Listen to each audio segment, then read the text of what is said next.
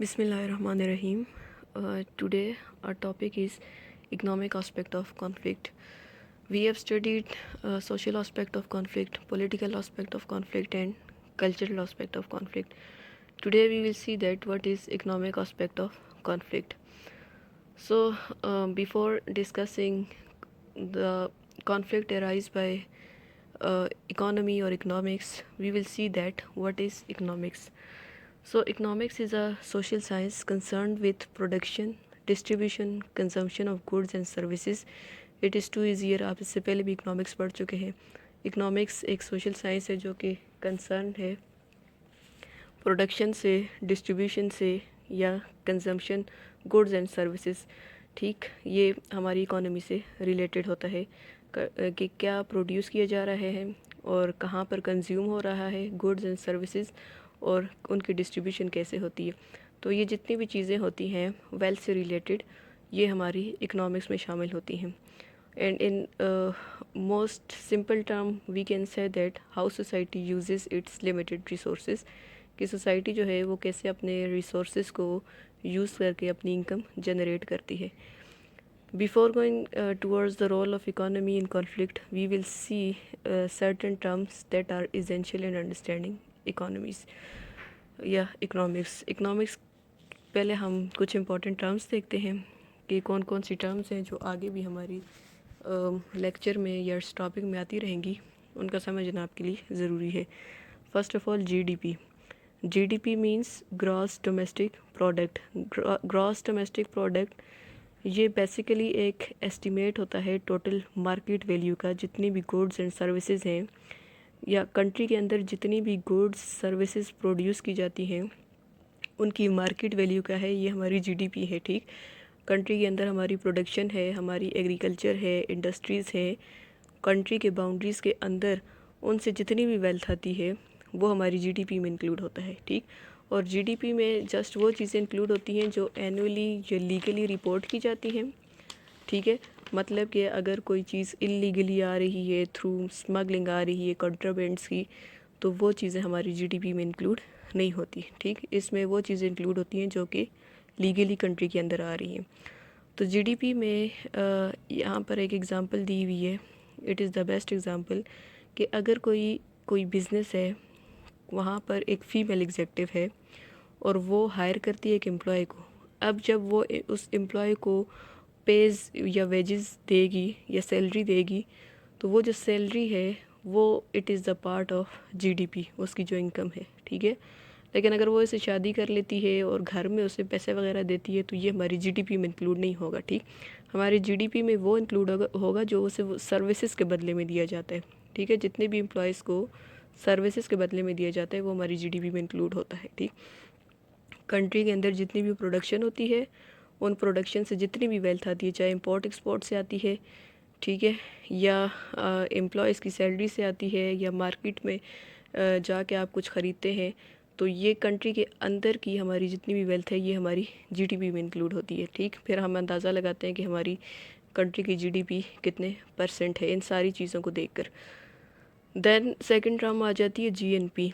GNP कहा जाता है ग्रॉस नेशनल प्रोडक्ट को, और इसे GNI भी कहा जाता है, ग्रॉस नेशनल इनकम. अच्छा, इससे क्या मुराद है? It refers to wealth flowing into a country from abroad, such as return on foreign investment or profit-making companies owned by the citizens of a country but physically located abroad. ठीक, इसमें ये है कि हाँ, इसमें हमारी वो इकोनॉमी इंक्लूड होती है जो बाहर से हमारे कंट्री के अंदर आती है. चाहे आपने बाहर कोई इन्वेस्टमेंट की हुई है, बिज़नेस के थ्रू आती है. ठीक, मुल्क के अंदर, आपकी मुल्क के अंदर जो बाहर से पैसा आता है वो आपकी GNP में इंक्लूड होता है. ठीक है, चाहे वो बिज़नेस इन्वेस्टमेंट से आता है, या चाहे वो स्पोर्ट्स के थ्रू आता है. ठीक, या चाहे वो जो रेमिटेंसेस होते हैं, मतलब कि बाहर की जो फैमिलीज़ रह रही होती हैं, मतलब बाहर अगर कोई बंदा जॉब कर रहा है और अपनी फैमिली को सपोर्ट करने के लिए जितने भी पैसे भेजता है वो रेमिटेंसेस हैं और वो हमारी GNP में शामिल है. ठीक, मतलब कंट्री के बाहर से अंदर जितनी भी वेल्थ आ रही है वो हमारी GNP है, और जो कंट्री के अंदर प्रोड्यूस हो रहा है वो हमारी GDP है. Simple is that. This revenue becomes a part of gross national income. अच्छा, जीएनपी में क्या चीज़ शामिल नहीं होती?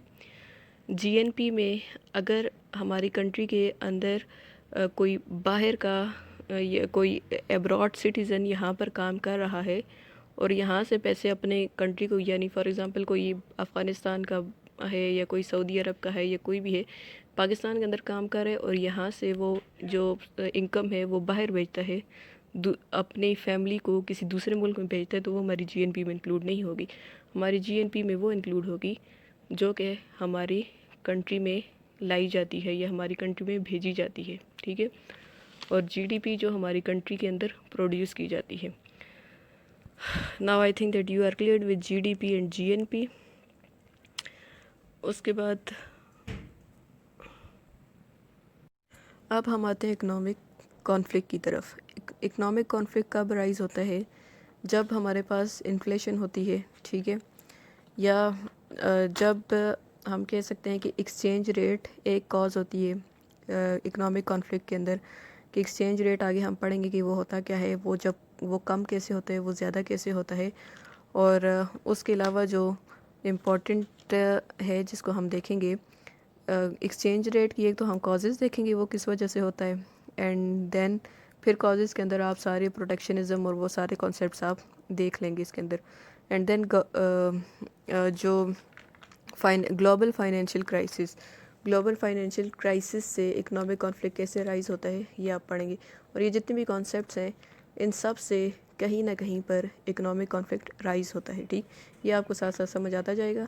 सबसे पहले हम देखते हैं inflation and cost of living. Inflation and cost of living क्या होता है कि अब हिस्ट्री में कई दफ़ा ऐसे पीरियड्स आए हैं जब इन्फ्लेशन जो है वो ज़्यादा हो जाती है।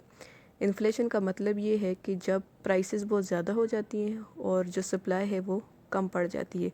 और अक्सर ऐसा भी होता है कि हाइपर इन्फ्लेशन हो जाता है, ठीक है, बहुत ज़्यादा इन्फ्लेशन फैल जाती है।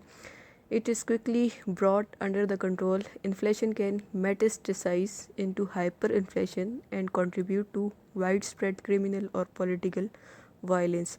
कि जब हाइपर इन्फ्लेशन हो जाती है तो फिर क्या होता है, क्रिमिनल वायलेंस होता है, ठीक, पॉलिटिकल वायलेंस होता है। इसमें ज़ाहिर है गवर्नमेंट का आपस में तजाद आता है पब्लिक के साथ, और सिमिलरली जो क्रिमिनल एक्टिविटीज़ हैं, जब लोग चीज़ें ख़रीद नहीं सकते तो वो उसे एक दूसरे से तो वो छीन लेना चाहते हैं, तो ये क्रिमिनल वायलेंस एराइज होता है।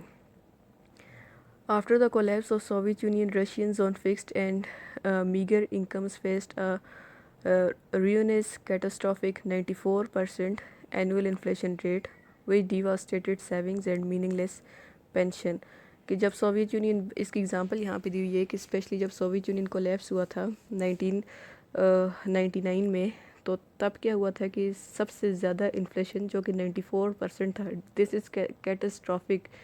कैटास्ट्रॉफिक मींस के इंतहा की तबाही ले आने वाला ये इन्फ्लेशन था, ठीक है। और जिससे सारी सेविंग्स भी डिवास्टेट हो गई, ज़ाया हो गई, और पेंशन्स भी जो हैं वो मीनिंगलेस रहेगी। कोलंबिया में इन्फ्लेशन की एग्जांपल है कि over 20% per year in 1990s में आया था as compare to American inflationary rate of about 2%। के जब अमेरिका का 2% था तब कोलंबिया में 20% इन्फ्लेशन था।